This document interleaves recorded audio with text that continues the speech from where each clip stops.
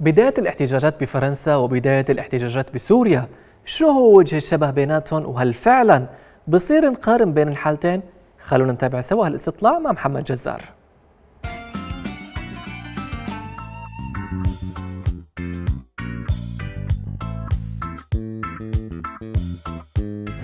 En fait, j'ai envie de dire qu'en Syrie, c'était sous les dictatures, donc c'était l'expression de chercher une liberté, tandis qu'en France, c'est plus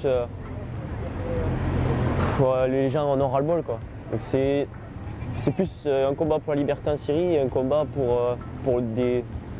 améliorer nos conditions de vie en France, quoi. Je pense que Macron, c'est pas un dictateur, parce que déjà c'est le peuple qui l'a amené où il est. Puis en plus, on dit de lui qu'il a amené des décisions pour les riches et tout ça, mais rien que les décisions de ce qu'ont fait les Gilets jaunes, ça a amené quand même du mouvement et il a quand même apporté des solutions. Rien que je pense au SMIC. Bon après je m'y connais pas assez pour dire si c'est bien ou pas, si derrière on va se faire douiller ou pas, mais quand même il a essayé d'apporter des solutions. Donc, voilà. Je pense que ce qui est comparable, ça va être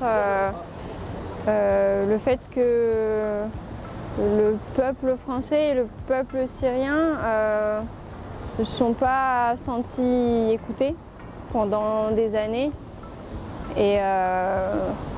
et du coup effectivement la réaction c'est une réaction de colère en fait parce que je pense que quand on ne peut pas s'exprimer avec des mots on finit par recourir à peut-être la violence ou voilà. بوجهة نظري يعني ما في أي مجال للمقارنة باللي صار عنا بسوريا واللي عم بيصير حاليا بفرنسا. يعني بسوريا الواحد كان يطلع على المظاهرة ما يعرف حاله بده يرجع والله يرجع ينام على مخدته ولا لا، رح يعتقل، رح يموت ولا رح يصير، بينما العالم هون عم تطلع يعني بالأخير عرفان حاله رح يرجع على بيته، رح يتظاهر ساعة ساعتين ثلاثة ورح يرجع على بيته.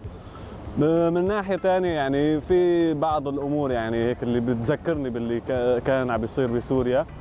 مثلا يعني كيف العالم عم تستعد هون ليوم السبت والله المحلات كلها بتسكر، وهذا بذكرني بيوم الجمعة يعني اللي كان عندنا بسوريا كمان نفس الشيء، العالم تجهز حالها، تلاقي العالم كله عم يترقب هذا اليوم اللي بده تنطلق فيها المظاهرات.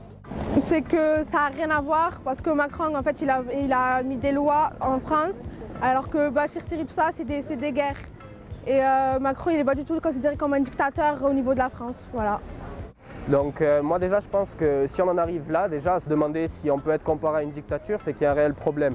Maintenant je pense que ce problème-là il a déjà été posé parce que justement la réponse à ce problème-là c'est les gilets jaunes actuellement. Parce qu'actuellement ils sont en train de se rebeller contre l'État. C'est bien ça actuellement ce qui se passe, c'est qu'on se rebelle contre l'État.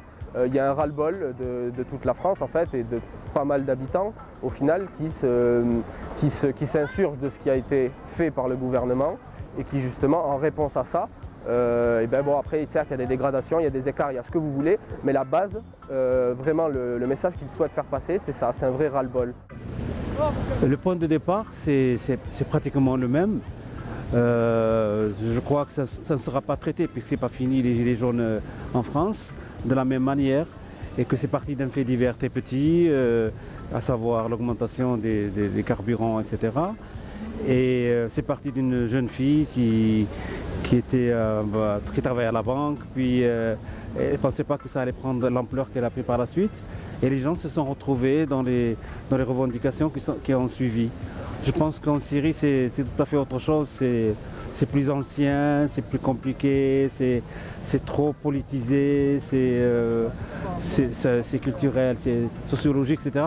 Moi je ne peux pas les comparer tous les deux. Néanmoins, je pense qu'en France ça peut aboutir, autant qu'en Syrie, je sais que ça n'aboutira jamais.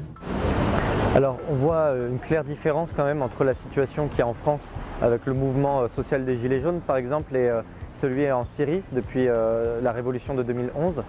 Il y a une grande différence parce qu'en Syrie il y avait une dictature qui était dirigée par Bachar el-Assad et qui a causé la mort de centaines de milliers de personnes depuis 2011.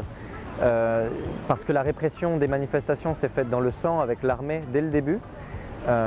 Alors en France on est quand même une démocratie, il y a un droit à manifester, les gens se mobilisent et beaucoup en France disent que Macron est comme une forme de dictateur parce qu'il vient d'une élite qui confisque le pouvoir, qui n'écoute pas le peuple et ne veut pas faire de réformes.